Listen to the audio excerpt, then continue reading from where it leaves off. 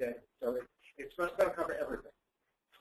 And my tendency, I usually go overboard and cover too much. But I really do that on purpose because I consider these talks called a survey to just whet your appetite, and you can pick up on the things you want, and you can have all these stuff. These slides are things that, for instance, you can take and distribute something that can clear through our clearance office, so it's something that you can do whatever you want. Just so you know, I just started recording on GoToMeeting, so we have a private YouTube channel just for our program, the 7-minute program. We'll put that up with your permission on YouTube just for our folks so they have access. Okay. Before you put it up, just tell me what you're doing. Send me an email, okay? About what it is. And because I want to make sure that whatever you want to do is okay. It's okay with the power notes up there, so that so that I keep my job. Because if I don't keep my job, you guys may lose your funding. Okay, we don't want that. No. So let's follow whatever we do. Okay. So this is going to really be quite an overview. And these are the areas that I wanted to cover for you all. Plus, I want to give you a little bit. And by the way, Chris, I know that we have a little bit over an hour. How much time we have? Will you tell me when we're about halfway finished? Absolutely. Okay.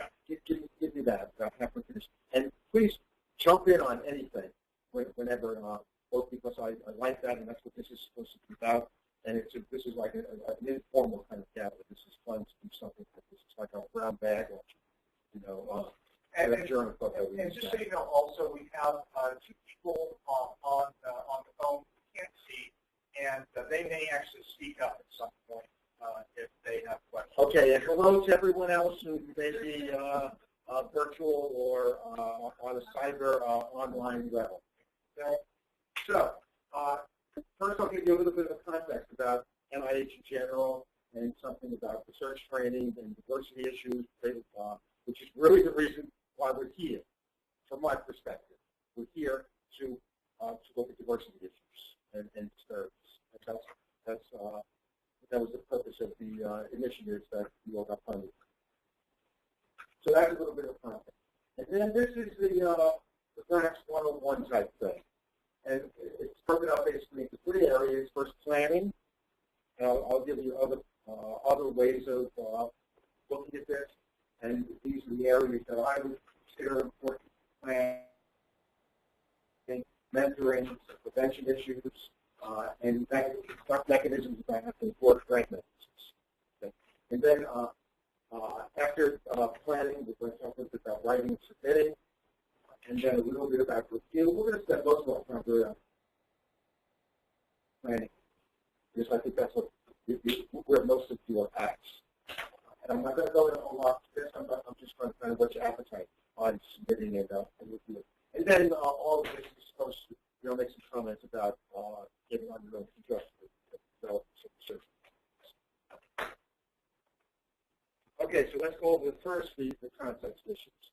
Here's the take-home message. And the take-home message is that hopefully what we talk about is going to make you all feel better.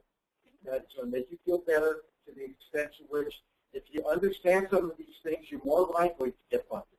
It'll reduce your stress level, and you'll be more knowledgeable, and you'll be able to negotiate the NIH maze a little bit better. Okay? So that's really the take-home message, and that's really important. Okay. This is what NIH is all about. I'm not going to go into all this detail. NIH, as you all know, is made up of a number of institutes, over 27 institutes, and they're each broken up into different missions, and they each have different ways of doing things, different budgets, different strategic plans. And also, we should recognize that when we talk about NIH, there are 2 parts of NIH. There's the exterior part, people who get the funding from government, and there are various universities throughout the country, and that's the major part. That's where the money is. over 85% of the budget goes to the extramural people. Despite that, most people think of NIH as what's going on in Bethesda, on that main campus. That's less than 15% of our budget. But that's what gets all the press. So the biggest part is the part that you're part of, the extramural parts. And here's kind of the big picture, starting out with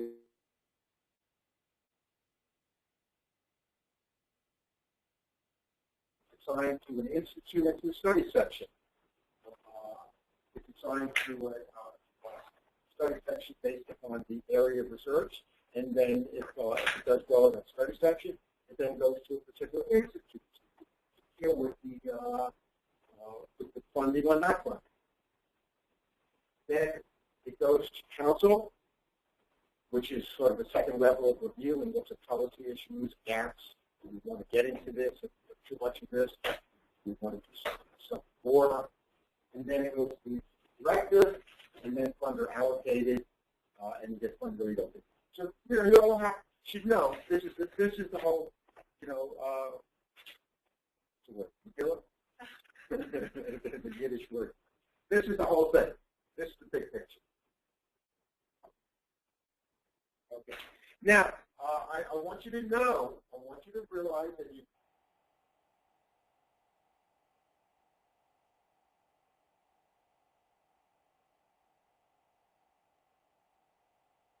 grants have increased, but the success rate is not gotten better.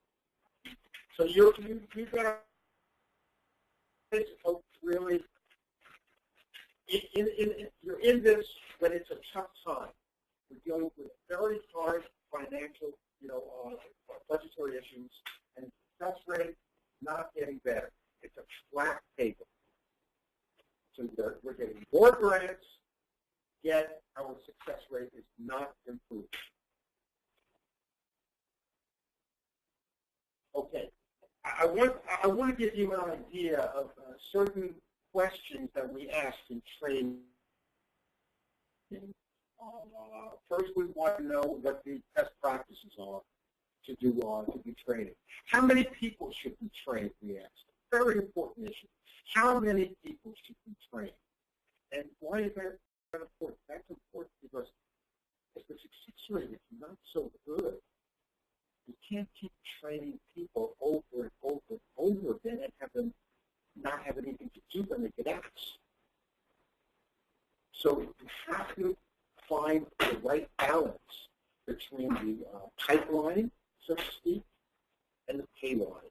You can't keep bringing more and more along if you're not going to be able to support it. So we have to be very sensitive to the pay line when we deal with training new people. What are the kind of characteristics of new people? What do we want them to be able to do? And some of the, I put them in the 3 T's kind of characteristics that we look for. We look for people being team players, we look for them being transdisciplinary, and we look for them to translate things. We want to make sure that knowledge that we get is going to translate into helping people. And another thing we look at is diversity. We want to strengthen diversity. We want to partner with other institutions. We want to leverage resources. Very, very important in this budgetary climate. It's very important to utilize whatever support you have and leverage that support to do something new. We can't keep doing new things and keep getting new resources. We have to complement what we have. Utilize our existing resources. So I'm sure you've all heard the word leverage. You've got to leverage your resources. Very, very important. Okay. Now getting to why we're here. We're here for reasons like this. We're here because of these demographics. Demographics show that the minority population currently and a projected minority population is increasing like this. One of the problems is that the scientific workforce doesn't reflect what's going on. The population is large. Big problem. So if you look at R1s, people from minority background, less than 5%. It's terrible. Such a large minority population. And this is starting to become a problem here. Now, we're not bringing people along in science and education and engineering. So it's related to pipeline types. So this is one of the reasons.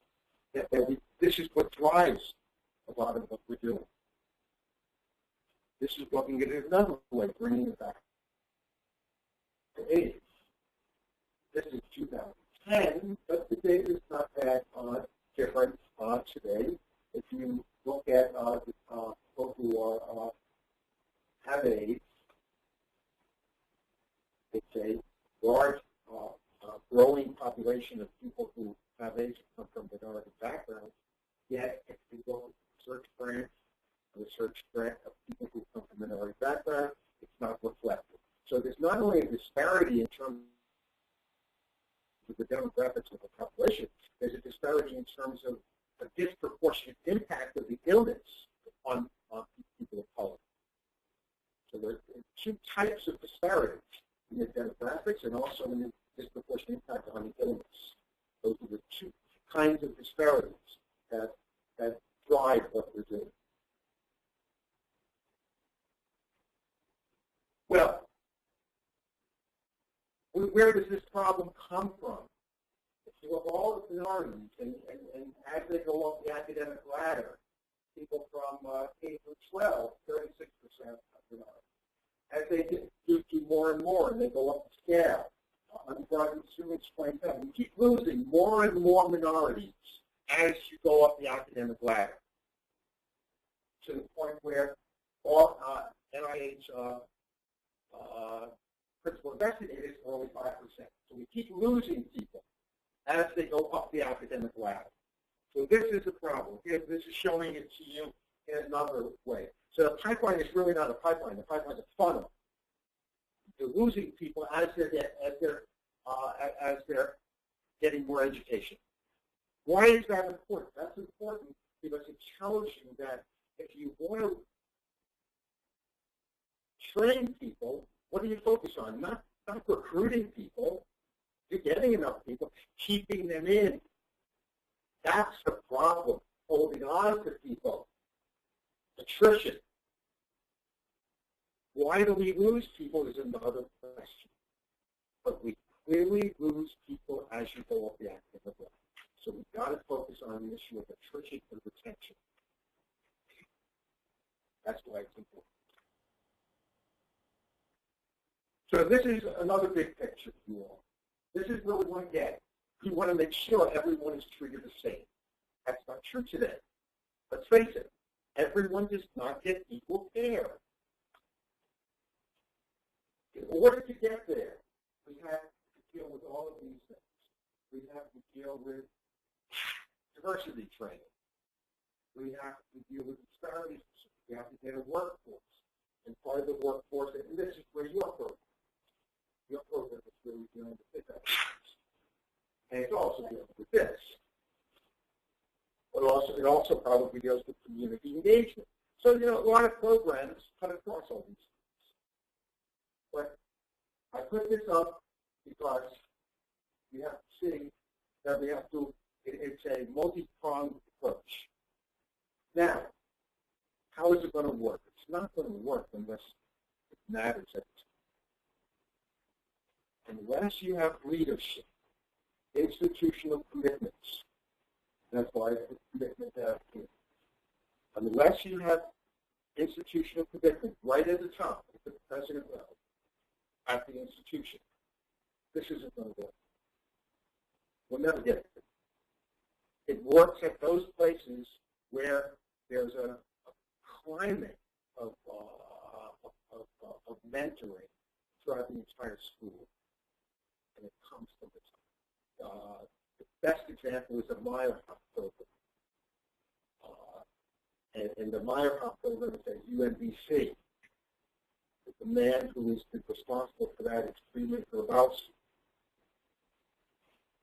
He's the president, but he's built this program called the Meyerhoff program, and you see this man walking around campus all the time. And he knows all this stuff. And he cares. So it's got to be at the top. You've got to have it at the top. You just can't work within your departments. Pardon? Well, the Meyerhoff program is it's built on selecting some of the brightest high school students from minority backgrounds and bringing them into a environment where they have a lot of peer support, they have a lot of community involvement, they learn about the excitement of work, and then pair them with mentors. It's just a very exhilarating program to bring out the best in these people. Yeah, I know that involved, but the one thing that I didn't know about is my house. Hey, what? Today. Hey, I didn't know that part. Yeah. Okay. Yeah. Undergrad, I'll believe it. Yeah. Yeah. And one of the key things is the excitement.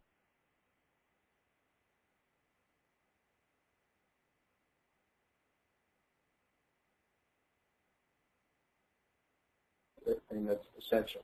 This isn't going to work. You're not going to work, make it on the research project unless you're in love with it. You're in a business where you've got to be in love with your work.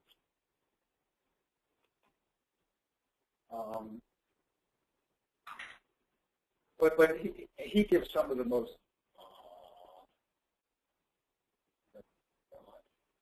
exciting talks I've ever heard.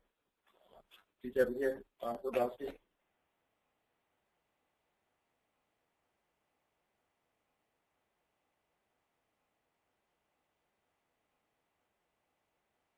That's part of it.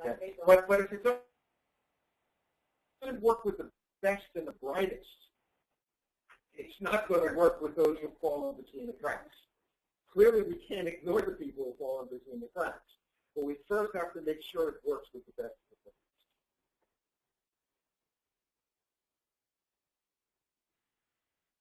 best. Okay. Now, these are some diversity workforce challenges. I'm going to skip through them. I want to go through the grants process for you all because I think that's really much more relevant to So here's the different areas that I mentioned to you that we're going to go over: planning, submission, review, after we get funded. This is just putting it in another way, and I'm not going to have all of this, but this is the kind of stuff that I think repetition is okay. So I'm going to show you things in different formats because it's important for them to somehow connect with you. Sometimes you see some things in one format that makes no sense. So you can look at this at your leisure. Now, the key thing here is you need help to get grants. That's the main goal. The main goal is to get grants because that's going to give you the license to do what you want to do and the independence. So that is.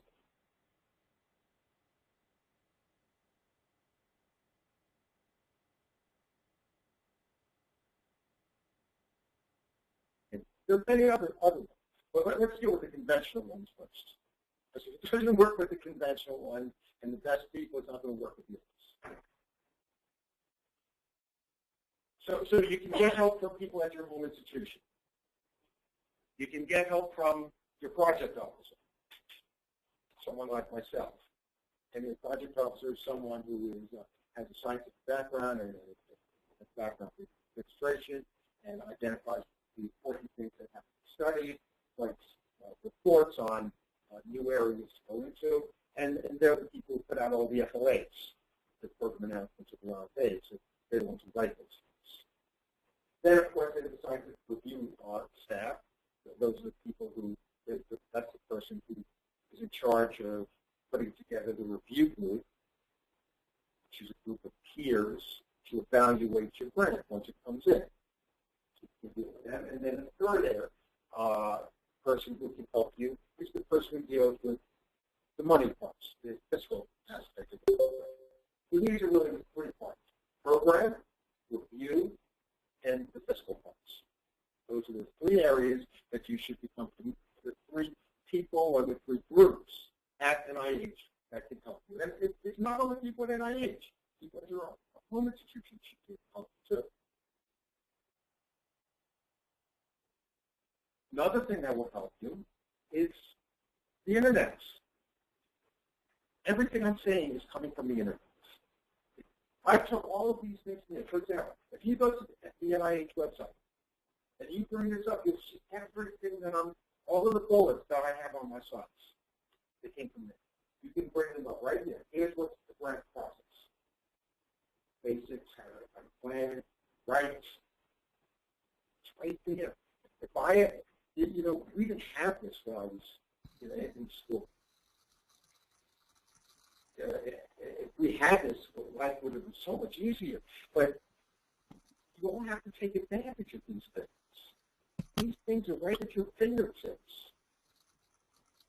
It's right here. Here's the program part, and here's the review. And other things too. Now here's your timetable. You don't do this overnight. You may have put all-nighters in when you were in college, but that's not how you write grants. You write a grant, it's going to take you 3/4 of a year, 9 months it should take you to write a grant. Some people could do it sooner, but these are guidelines. If you do it sooner, you're going to have to make sure that you take care of all of these things within the process. Maybe your timetable is going to be a little more compressed. It's possible. And everything starts out with brainstorming and thinking about what you need yourself, doing a self-assessment and writing a concept paper. And concept papers are not easy to write. If you all need to help on a concept paper, I have a template.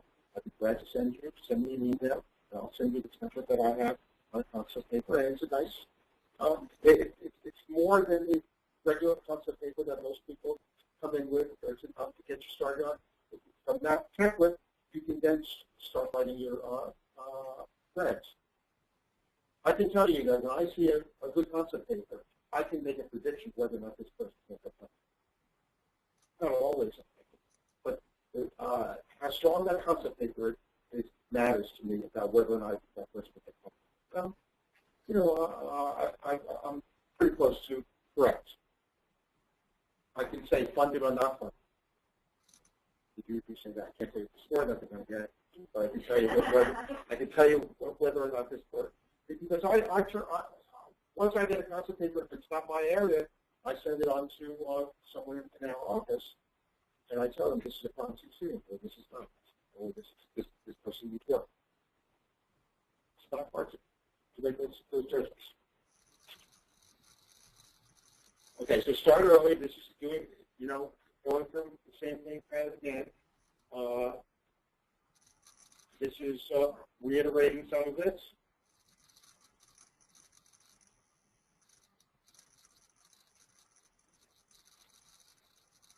Okay, I'm not going to go through all that. I want you to see this. This is on the grants funding, and after you get some idea about your area, you want to learn something about the institutes. And just tell you about the institute. At this link, you can go to the whole page of every institution and navigate through this. They're good websites. They really are. And most of these websites are written for people who do not have the tremendous amount of jargon behind them. It's written for people to learn. This is a very important website you should know about. It's called Report. It used to be called CRISP. And if you want to know what's going on in scientific world, who gets funded, what do they get funded on, You go to reports, and you find all the grants in a particular area. So once you know your area, you should go to a report, and you'll find all the grants in that area, or an area that you're interested in. And you get a sense, you'll get a sense of what's being funded. Very important. All people call up and say, what are you paying? Which is not a great way to introduce yourself. I can say that, because it's not the way to start. But the success rates are right here. If you want to see the success rates for different mechanisms or different grants, different institutes, they're there. We spend a lot of time collecting all this data and getting it.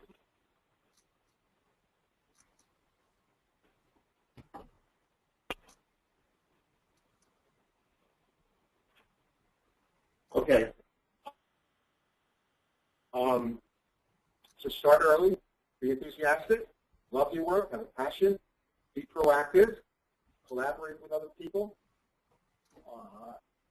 And this is very important. Choose a mechanism to guide what you're going to do, not to try it. Don't call someone up and say, I want to do a thing. You call up and say that, what science is? We want to know what you want to study. What are your interests? What is the question? It's our job to find the mechanism that fits. Too many people use a mechanism to drive what they do. They want to do pay, they want to do small grants, they just get it into their head that they want to do that. What you want to do is you want to say what the science is, and then the science will drive. We will match to the science that you want to do what the most appropriate mechanism is. Don't do it the other way around. Don't go mechanism, science, mechanism. This is where we go. Yeah, I've heard that before, and I was wondering, earlier on the slide, you showed like the timeline and the plan for a grant. And the very first step was to take a self-assessment. So To what? To take a self-assessment. So if someone's taking that self-assessment, the contact the program officer further down, how have you guys determined that like this person hasn't already said, like, okay, I know what I want to do, I see my gaps, and I want to do a block. Because it sounds like the assumption from the program officer that if I call and say, oh, I want to do an RO3, I haven't thought about my science. Is that the case? Yeah, I'm not sure. Well, I'm just saying, like, if you said people shouldn't call and ask and say, hey, I'm thinking about doing a change. Right. And I'm saying, well, I'm just trying to figure out why not. If I've done this self-assessment, if I know, If you have already, I'm just talking about the. People first. Yeah. Oh, okay. I'm talking about what steps you should be taking. That you shouldn't be starting off by saying you want to do a thing. Yeah. You should be starting off with your question. If you already have your question, then you can find the best way to do it. Right. That's all I meant. Okay? So start out with what your strengths are, what the resources are, what interests you, what questions you have. That's what you start with. And then you find something, the way to do it.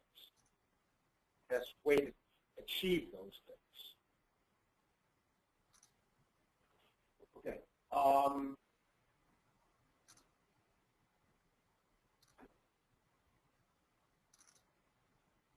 Here, distinguish yourself from your research sponsor right from the start. Very important. Even on your first, the first thing you're doing, if you're going to be part and parcel of someone's project, that's okay. But you're not. You don't want to just take one part of what they're doing and do it. You want to add a twist to that is going to be your thing, which you can then build on. So you can use a piece of their brand as a starting point, but you want to take it and you want to sort of interpret it so that you can make something of it that can grow into something that will be unique to you. So right from the start, you ought to be distinguishing yourself, separating yourself from your mentor. Independence doesn't happen overnight. If you want to become independent, you have to lay the groundwork. And that's part of laying the groundwork. That your mentor has been kind enough to guide you and give you something that is theirs and for you to work on it, but now you have to add a certain flavor to it, a certain direction to it that is going to become unique for your own thing.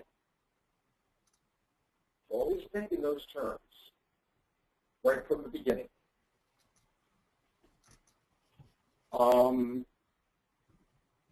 The other thing that I think is very important is about collaborating and about going to talks and meeting other people, even outside of your own area of interest. You don't have to stick with it only within your area. It's a science. There's a uniform language in science. And you might be able to go to some talks. You may not be doing drug abuse. You're doing some mental health thing. You may go to a drug abuse talk and see something that turns you on, and you might be able to think about how that can be applied to what you're doing. So broaden yourself, diversify, go to other talks, meet other people, get out of your immediate area, and you're going to learn much more that way.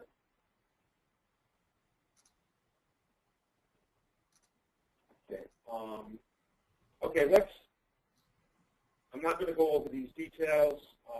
I want you to recognize that mentoring is not a one-shot deal.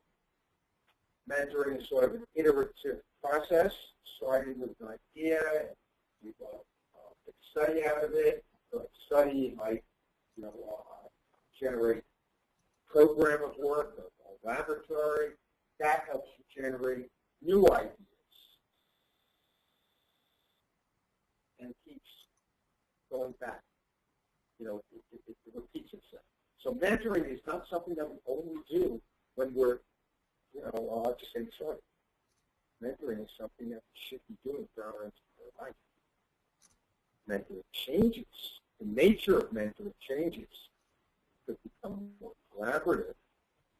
But mentoring should be there always.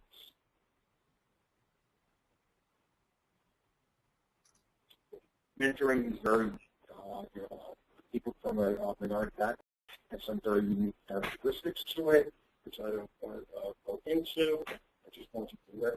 Now, these are the main mentoring approaches. Informal mentoring. Let's remember, these people learn from someone else who teaches them on the seat of their pants.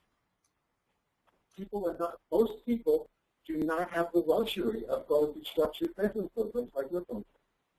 The majority of people learn in a very informal kind of way. It's only people who are able to get these programs like this and take advantage of these things, which is a minority. So that's not the main way people learn. The main way people learn is kind of in a maybe an apprenticeship type way. There's individual mentoring, there's multiple mentoring, there's mentoring from different disciplines, same discipline, peer mentoring, and there's the online mentoring that many of you are going through right now. The cycle mentoring is largely online. Be familiar with the advantages and the challenges of the type of program that you have.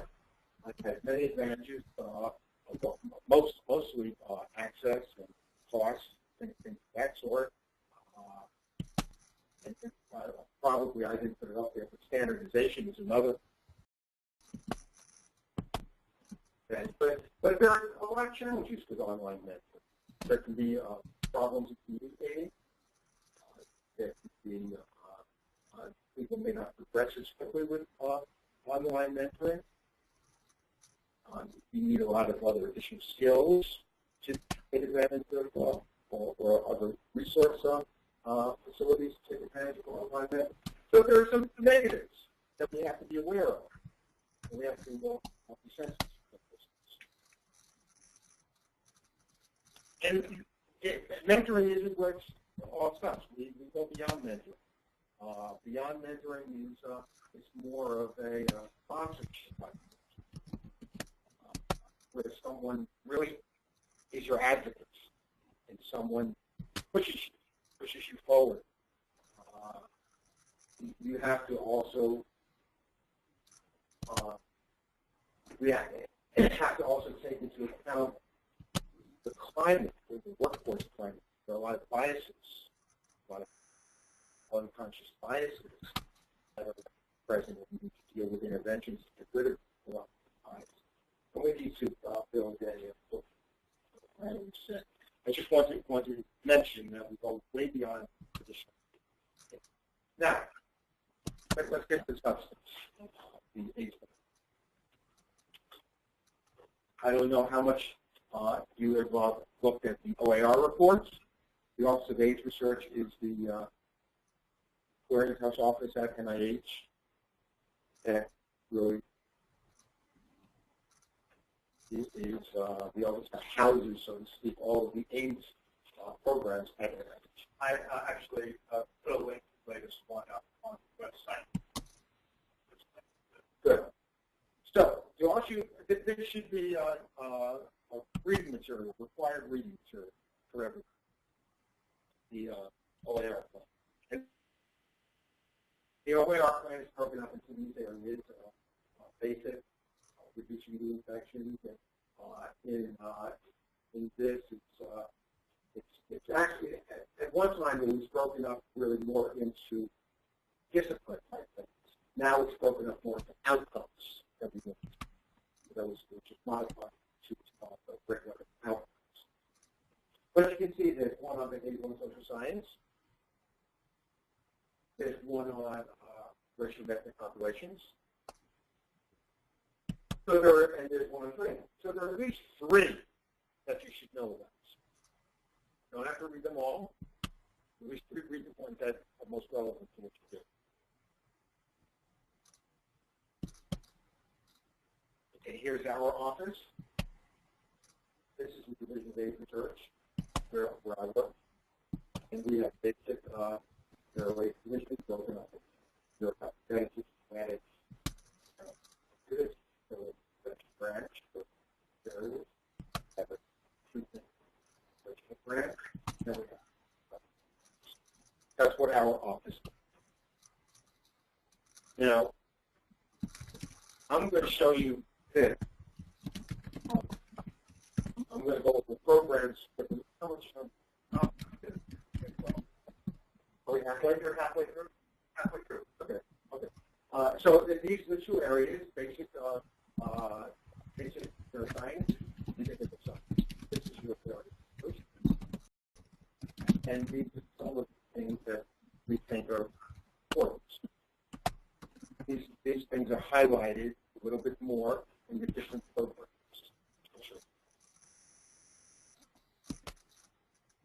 These are the various prevention programs. One on structural factors, one on kids, infants, comorbidity program, an identification science program, and one on secondary prevention and engagements. Those are our main programs for prevention.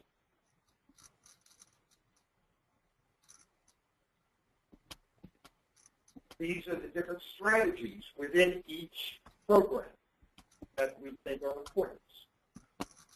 This is on our websites. Go to the NIH website.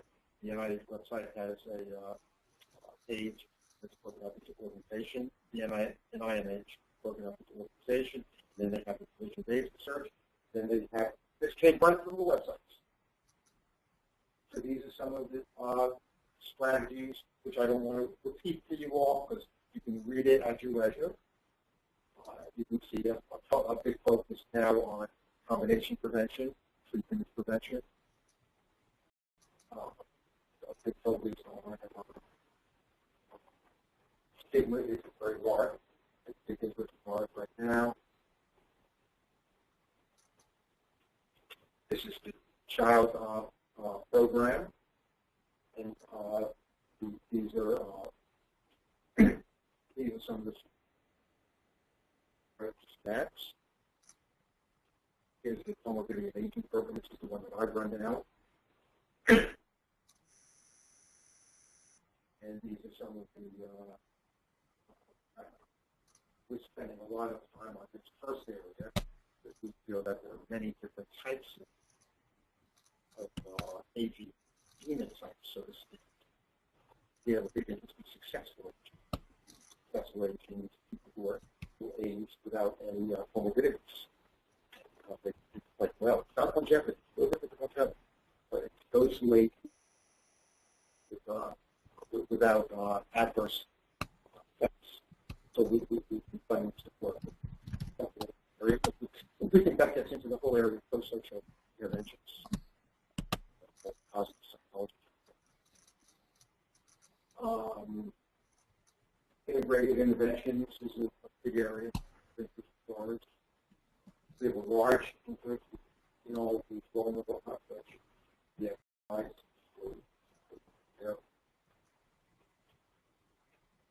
And this is the implementation science strategies.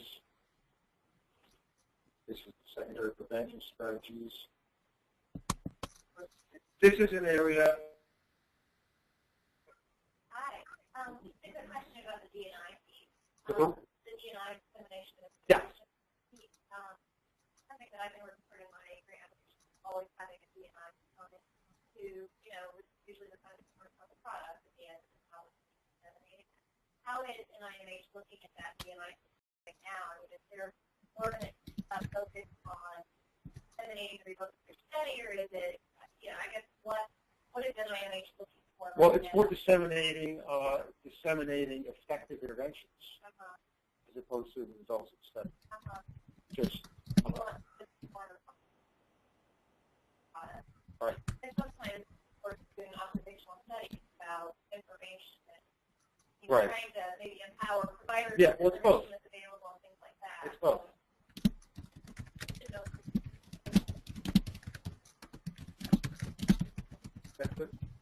The interest is largely in disseminating the most effective interventions.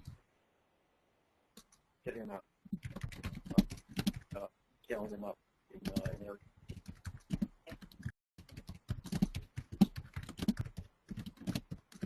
This is an area that is not a special program area, but it's an area that we're trying to build up to have more research into disparities.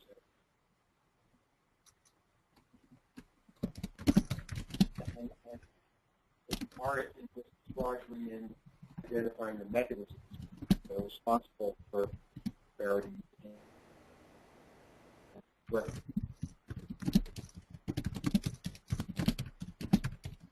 Now, these are the ways in which we get this information out. This information comes out in the form of program announcements for RFAs. You all know probably the big difference between the program announcement and RFA. Program announcement is a way of advertising something that you can study without having money set aside for it. On the other hand, the RFA is when we identify a certain amount of money that's associated with that project, and it's to jumpstart an area that actually grows with studying before.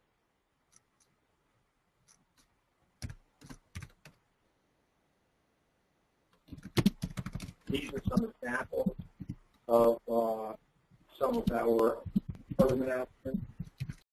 These are the things that came out of only our office, and these are some that were open.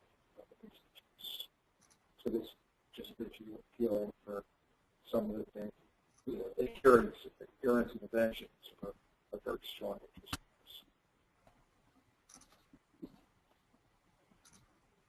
Okay, let's go over the mechanism pretty quickly. Grant mechanisms. These are the different grant mechanisms. Research grants, pays, fellowships, fees. The first three are the main ones. The R series, research grants, pays, and fellowships.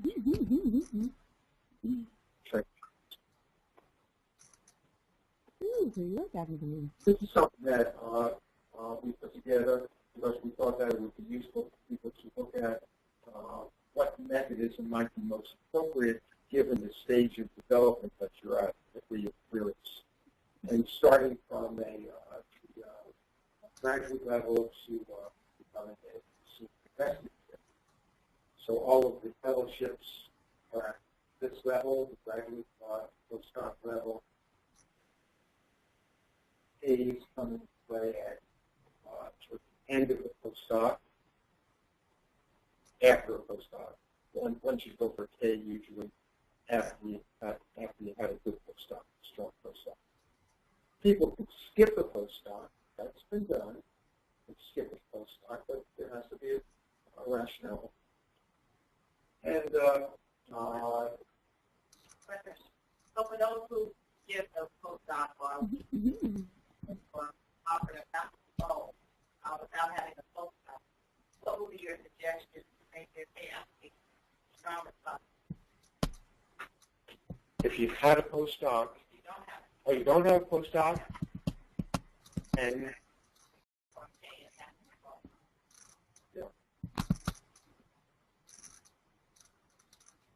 well, if you've had experience,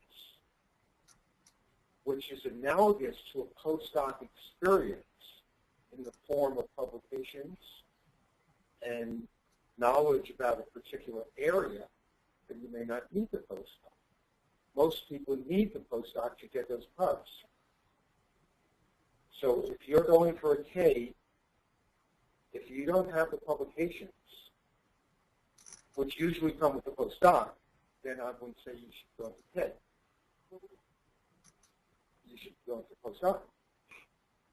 That's what I'm saying. Like, I've been a doctor for 5 years. I'm not going to go back to a postdoc now. Oh, okay. You know what I'm saying? So, yeah. Okay, well then you might be in a position. How long have you been out? Oh, when I graduated? How long have you been out? 7 years. 7 years. Yeah. They're moving early. Yeah. So you probably might be in a position where you might want to do small grants or an R21 but definitely not in all. I would say, I would definitely say, but you might want a smaller type grant to, as long as you feel you know how to write grants. That's what I would suggest, R3 or an R34. But let me show you this next one. Maybe this will help you a little bit. Now, let's look at the different stages. The questions that you should be asking yourself, there are two questions you should be asking. What do you need and what do you want to do? Those are your two questions to ask yourself. If you're at a pre-doc level, and if you need a dissertation, these are the possibilities. And that's 31 or R36. If you're at a postdoc level, and you need to get more productivity, over that 32. That'll give you a structured postdoc. And 32 postdoc fellowship. That's your own grant. If you had a productive postdoc, and this isn't going to fit into everyone, and this isn't, the absolutes. These are just examples of some things that might work. If you already have a productive postdoc, but you still need some mentoring, then you have to go for mentoring. If you've already had productive postdoc and you don't need mentoring, then you got to think of it R grants, R-type grants. Well, I think sometimes that's the challenge. Pardon? Sometimes that's the challenge. I'm trying to negotiate. I've done a formal postdoc. It's not as, I wasn't as productive as close to independence as I'd like to be. But I have a lot of infrastructure, but I'm pre-intervention also. You know what I'm saying? Yeah. So my grants are, that's why I'm asking about the D&I. I'm not quite an intervention either. So sometimes it's hard to navigate the structure. It depends on the area. Yeah. It also, I think it depends on where you're at.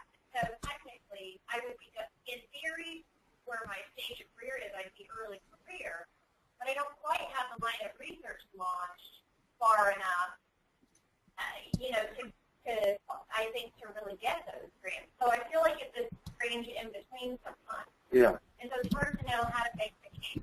But I really don't need a K award. I don't need to get an outcome. Right.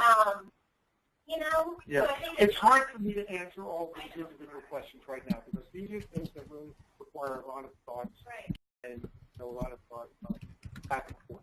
If you want to send me an email, class and give you the various possibilities. Okay? I'll give you that. All right. Now, this is what I recommended a second ago for you. You're close, ready for independence. Close to this. So you probably don't want to go for a take. You think you have enough mentoring. They need a little more, but you have most of it. But you want to start your own line. So that's why I thought that I would recommend that. And here's some of the other ones. Now these are just guidelines. But these are the kind of, you got to say to yourself, what do I need?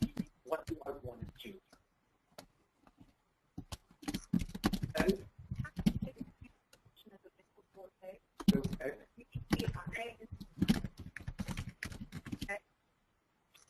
You can have a mentor in Afghanistan, and you can be funded for NYU. Sorry, which one? that's what I want. Yeah, sure. People do epidemiological work or stuff like that.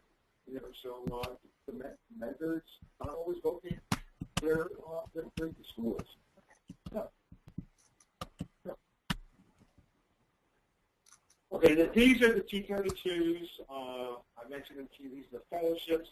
The F30 is an MD PhD. The F31 is a pre-doc. F32 is a postdoc. Here's the Career Development Awards. And we have really three main ones. KO1. And the KO1 is for a person who's been trained in a basic way and wants to do basic. That's the KO1. KO8 and the K23 are for people who were trained in a clinical way. KO8, a clinical person wants to do more basic laboratory stuff. If you're clinically trained and you want to do more basic kind of thing. If you're clinically trained and you want to work with patients, go for the patient. This is K99, which I'll mention to you at the end, that I'd like to know about, which is a dual-phased award where the first couple of years you're finishing off your mentoring and then you're doing that. Okay, so once again, all of these things are here. Go to this, a kiosk, and it's going to walk you through it. It's going to start off and say, what's your degree? You ask questions. You ask based upon your response. It's going to take you to another to visit and take you to another question. So use the kiosk to and it's not foolproof, but it's going to be a guide. The more information you have, the better. Okay, here's the R grants. the R01, which is the gold standard, the small grants, the R21 and R34. R34 is then the developmental high-risk grant, and if you do an R34, you should follow it up with an intervention. R21, on the other hand, is a developmental grant that doesn't lead to an intervention. Okay, writing and submitting. These are the main parts. I'm not going to go over them in detail hardly because you can read it, but these are the main parts. The what, the why, the how, and the how. Specific names, the most important part. Background, why are you doing it? How are you doing it? And this is how you're doing it also.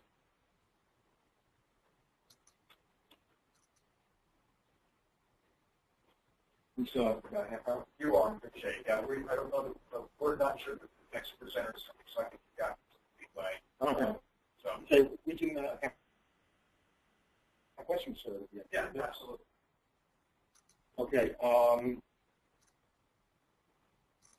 Okay, so writing the application, start early, talk to other people, follow all of the website, general ideas. This is a strong research plan. Strong research plan has to clearly identify what the rationale is for the study. And don't assume that reviewers are going to know what you're talking about. Never assume. Use flow diagrams. Make life easy. Remember that. Reading easy. So that you don't have to, trudge through something. So diagrams help enormously. Diagrams and photos help.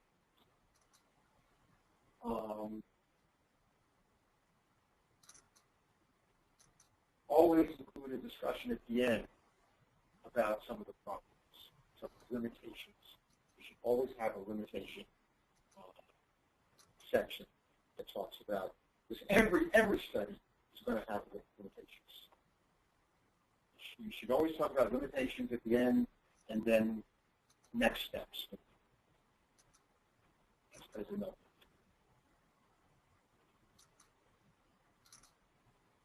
Specific aims, won't go over the whole thing, but this is certainly the most important. No question. The aims are most important. If you don't get people on the specific aims, if you don't put them, and if they're not on your side after they read the specific aims, they're not going to get through the rest of the aims. And this is right in the beginning.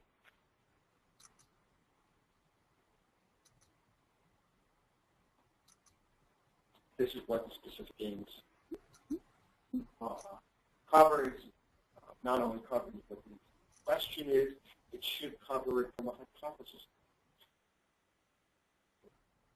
So you can identify to study or to demonstrate blah, blah, blah, and you should also follow that up with what the hypothesis is.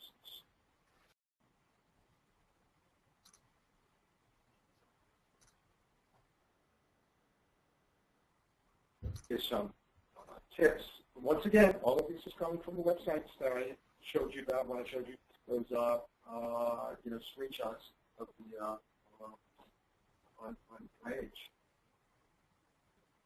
One of the biggest problems is not being focused. And being too over ambitious.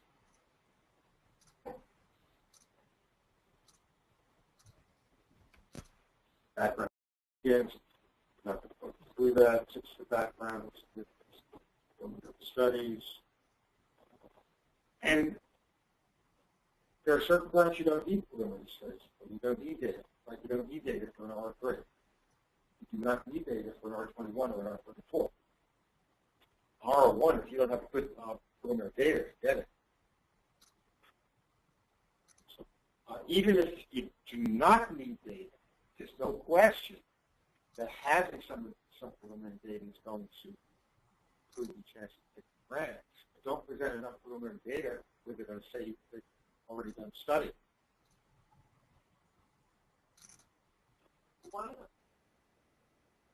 comment made yesterday saying one of the what is it mentioned that she submitted a pay award and was named but she didn't have there. Doesn't take time. Yeah, I've heard of them. Right now, it's not yesterday, but I'm sure it's probably.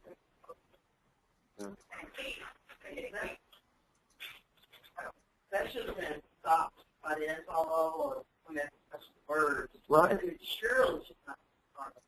No. No, I don't get that. Yeah, but I get that. It just doesn't make sense. Remember, the abstract is very important, and never write the abstract at the beginning. Do not write the grant in the order in which it appears. Don't spend too much time writing your significant fact. Too many people do that. Get involved in their significant fact. And they have the brains. Most important thing is your names. And you could probably write your significance right before the abstract. You should work on lanes, methods, doing your work. I'm just curious what you or others think about the ratio of pages dedicated to information relative to approach. I've heard maybe. What is it? How many pages? Well, for the 6-page grant, I've heard maybe 1 or 2 pages. For the 12-page, like 2 or 3 pages. But I'm curious what other people are. You mean in terms of being too small? Mm-hmm. Yeah. So I think that was the motivation for moving from the 25-page down to 12 was to cut the amount of background information. Right. But as you're saying, I think, especially as junior investigators, we really want to show everyone how much we know. So, yeah. Well, if you want to do that, what you should do is you should take the significance of the report from the significance. I was just curious about it. Anyone have any comments on that? Just like roughly how many pages you've been dedicating to significance and innovation relative to the approach. What's that? I'm looking at one right now. But it's R01. If you can keep one out,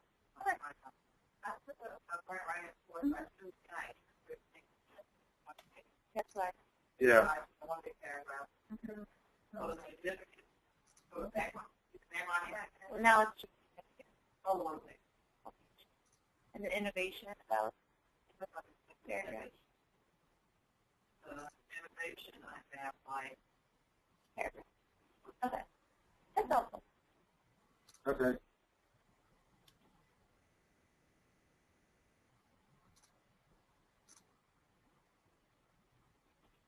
Okay, so I listed some of the major mistakes we went through. A lot of this, cover letter. Let's just go over and review it, okay? Okay. So this is the main review process. You grant it after being submitted, goes to CSR or to a study section that's part of the institute. They review it and assign to the institute, talk about how relevant it is, and then goes to council, second another level review, and then saw this on this list. Big pictures. This is a lot of you have probably not, the review process is probably very foreign to most of you. So one of the ways to become a little more familiar with it is to go to this website, and there's the audio that brings you through the entire review process here.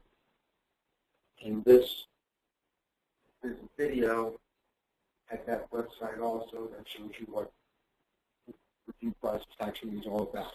So you get a lot of feedback by learning about what's going on.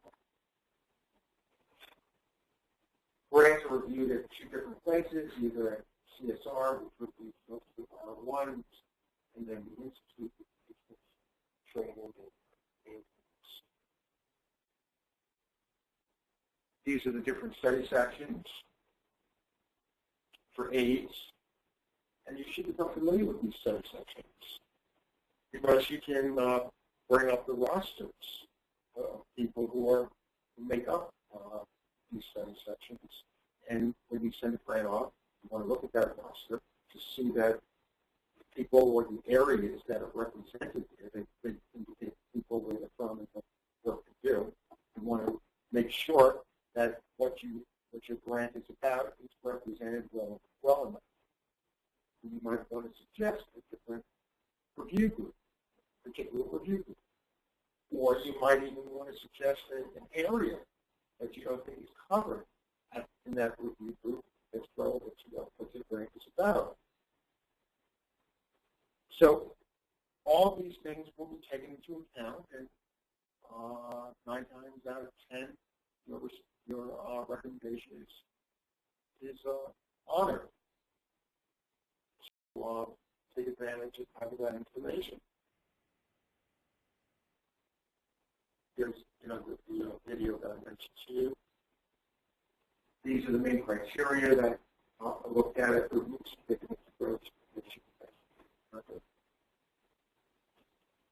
This is this new scoring system that we have changed. And now it's impact. That's the buzzword now.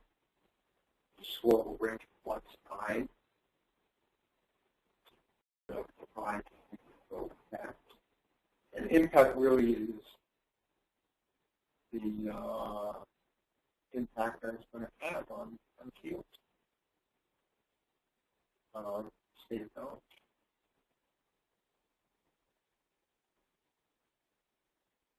Here's some things that reviewers look for. These are some of the fatal flaws. Not hypothesis driven. It's often a fatal flaw.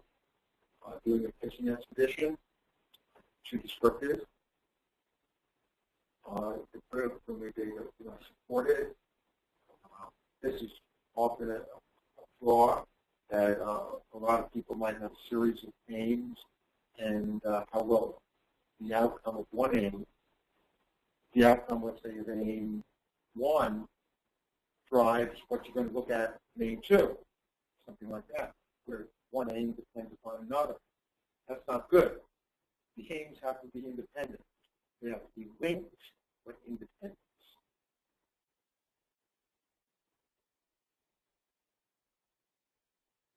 Become very familiar with DRA Commons, which will be your way of tracking your grant, the status of your grant, and anything that's needed to process your grants.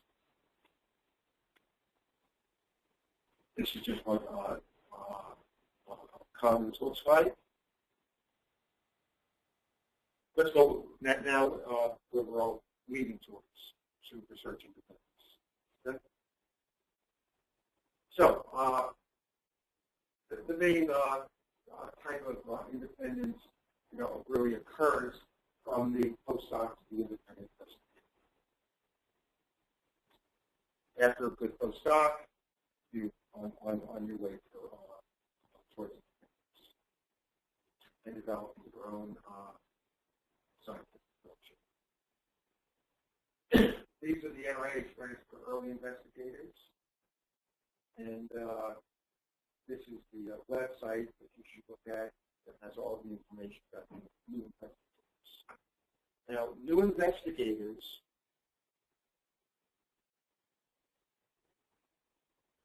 are clearly a priority at NIH. You're coded, in fact, if you're a new investigator, accordingly. So every time when we go to council and we write up our grants that came through that round, we know exactly who is the new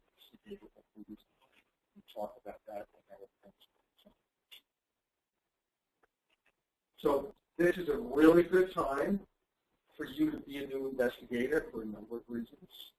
First of all, because it's a priority. Also, the success rate happens to be better for new investigators than for established investigators. More likely to get funded if you're a new investigator. That's better success rate. We have a K-99 program, which I'll tell you about in a second. New investigators are K-line. And we have to meet certain targets about funding a certain number of investigators. We have a quota. So we need to bring in a certain number of investigators at each time. We have programs that have been created only for new investigators. This is a great time to be in, to be young and new, to get funded. Despite the fact that, we have a lot of grants and the success rate overall isn't the best. To be an investigator, you're ahead of it. Just letting you know, it is closing out for thought, but we don't have somebody to get after you. Okay. Thought we did. So well, we don't have that. You have as much time as you want. We have only a few more, and then let's open it up. Okay. See if that's enough. Okay. Now, you can be a new investigator even if you have some of these things. So if you have an R3, you still are a new investigator. If you have an R34, you're still a new investigator. So don't worry. If you want to do an R34 or an R03, you don't lose your new investigator status. Very important.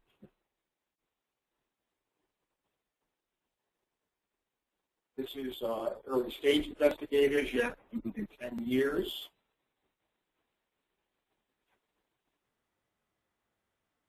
Are new investigators given special consideration? Well, yes and no. We have more emphasis on, for a new investigator, on making sure that what they're doing, they can do. That's feasible. Looking at preliminary data is not a big thing for a new investigator. You don't expect new investigators to have preliminary data. They're new. It's really important, but not the preliminary data issue.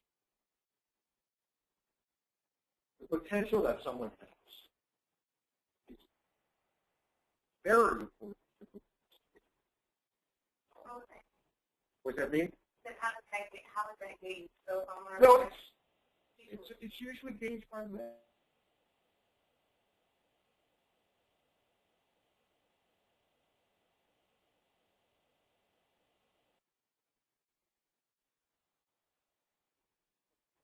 And institutional commitments is a very important factor for investors.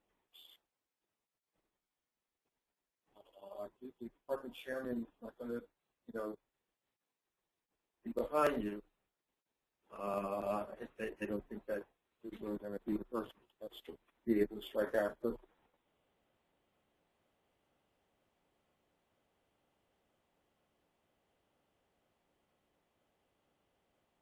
this, the data shows, hard to see this, but you can see that people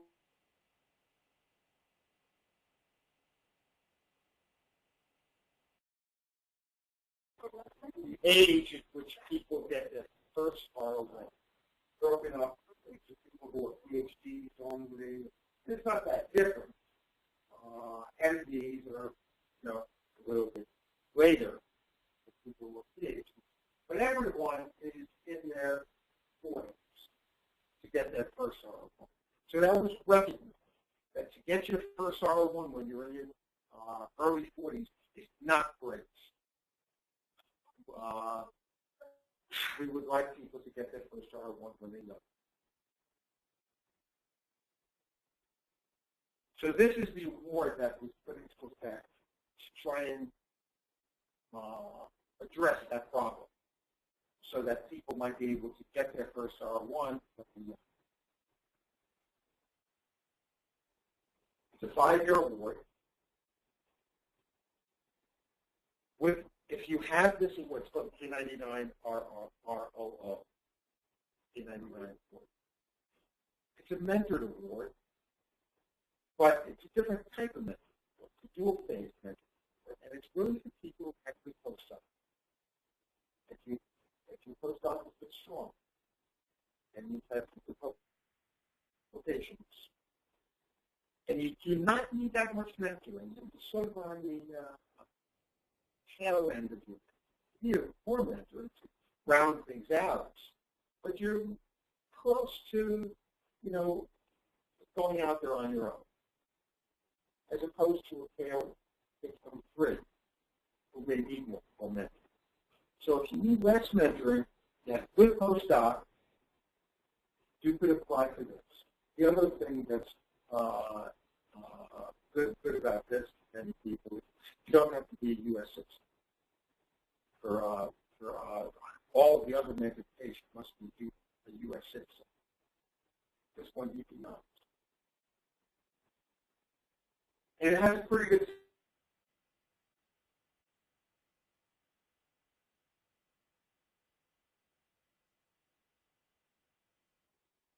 and you kind of wrapping up your mentoring. And the reason for it is because it enables you to, during the first 2 years, you finish up your mentoring, and in the next but that R1 type project has to be written in the original application. You don't come back. To go from this K99 to the ROO stage, that just goes through a program review. So, make the decision. Are they ready to go to the next stage? So you don't even go back to peer review. So you essentially can do an R1 in this mentor type of case.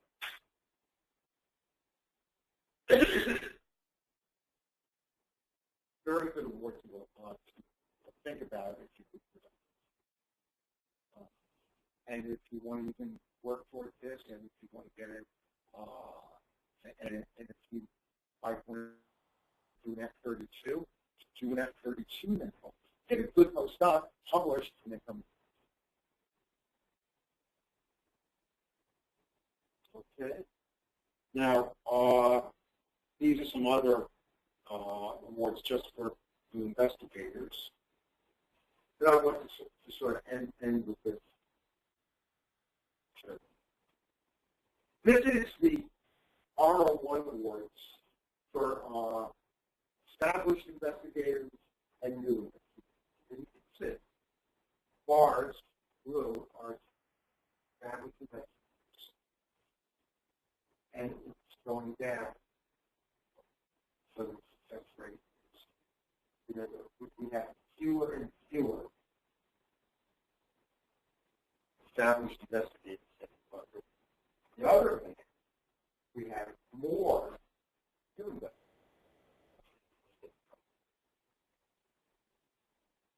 So we have more grants, more new investigators are getting funded. The bottom line, more new investigators are getting funded, and fewer established investigators. So you're on the trajectory of fundability as a new investigator.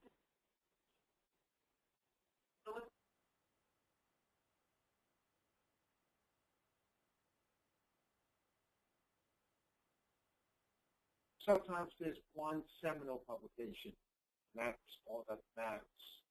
It's very, very hard. No one would answer that.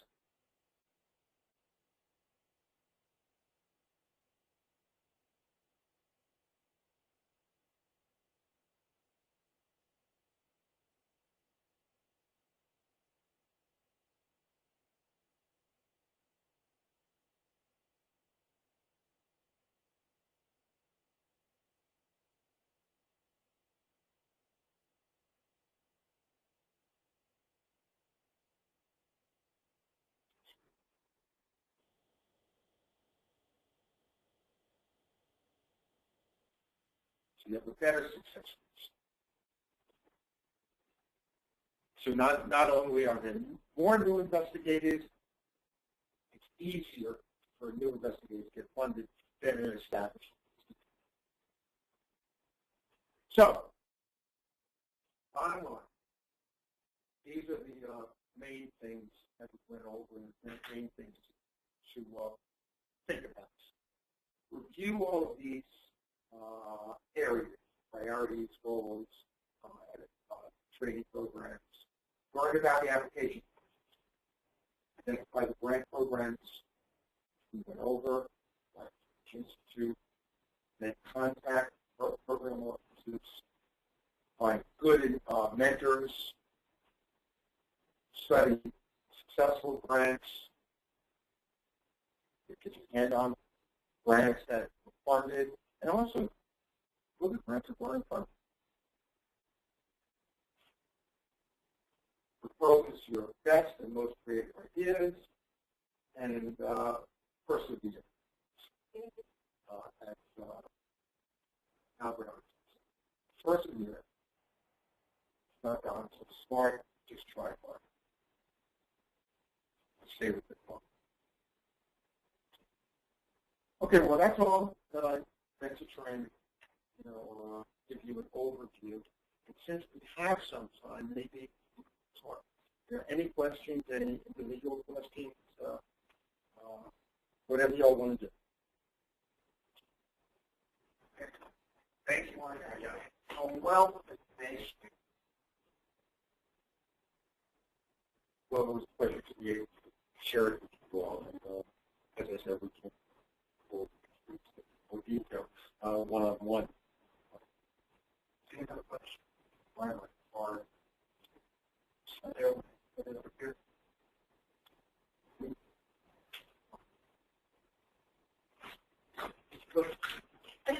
yeah.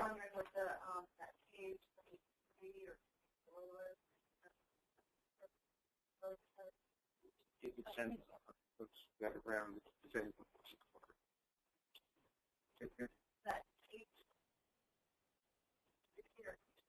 The K-20, the K-24 is a for people who are mid-career. Oh. K-23 is for someone who is at early stage.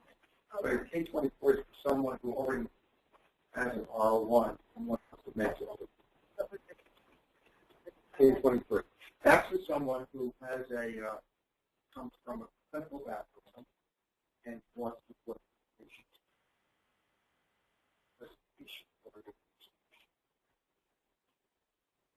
And the mentor needs to have an act on What? the K-War, whoever the mentor is, they need to have an act. Well, that's a good question. I mean, if you're coming in with if you apply for a mentor, a strategic mentor, there's no question that if your mentor has an award, and if that award is in the area, this is not a requirement. It's not a requirement that the mentor has to have an award. But if the mentor has an R1 in the area that your mentor is in, that's going to help you immensely, because that's going to give you a breadth of knowledge and opportunities that you can borrow upon from that person's R1 you can incorporate your programs yourself. If he or she does not have it, it's possible that we're spending all of their time writing grants to get that R1 and may not be able to be a good mentor. But it's an indirect benefit, not a requirement, but it's a real benefit.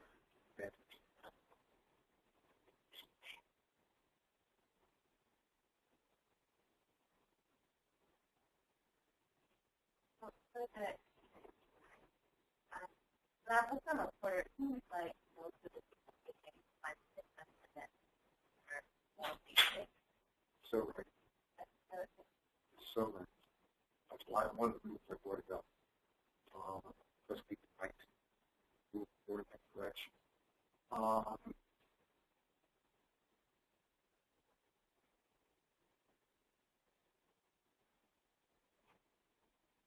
That usually gets back to people with basic background often have stronger post-studies. than people, because people with basic math, it's easy. It's much easier to get information out of discrete basic study. A good one, a good discrete basic study, than a table much covers so many areas. And it's almost like it's hard to. It's like comparing a person that's clinical research versus basic research. And the clinical researcher is much harder to get that little bit number of patients. And we have been much more modest in rewarding patients. Tend to support